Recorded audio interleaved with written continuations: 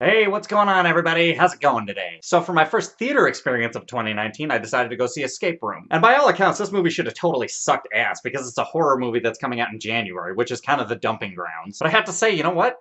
I was kind of surprised. But in all fairness, this movie is kind of like that one friend that you don't bring to certain parties because you know they're going to start talking about politics or they're just a raunchy person or basically one of those friends that only works in some particular settings. That's kind of how this movie was. It worked, but only to a certain extent. And in case you can't figure it out from the title, this movie is about an escape room. But instead of being those fun, quirky escape rooms that you do with your family and you try and puzzle your way out of a room, this shit's actually real and people die. So now all these awkward strangers have to work together to try and survive. Now, I said this movie only works in certain settings, and appropriately, that setting was anytime there was an escape room situation. Like, the way that this movie built tension was actually really good, like, in the moment. And for some odd reason, the cinematography was actually really good. Like, I was kind of shocked by that. And all the death scenes and the actions in general, and I thought, like, all of the actual rooms were kind of creatively put together. But in all reality, they should have gotten a completely different director to handle the actors because their chemistry did not work. And the movie tried to be funny sometimes, and I would say about maybe 40% of the jokes actually worked that I actually laughed at. The other 60% of the time, it was either just not funny, cringy, or just straight up awkward. And I can say the same thing about the characters. They're either awkward, cringy, or just straight up not likable. Like, I'm pretty sure the main female character was essentially just a plot device the entire time. But when the characters weren't interacting with each other and they were, like, acting scared or, like, in a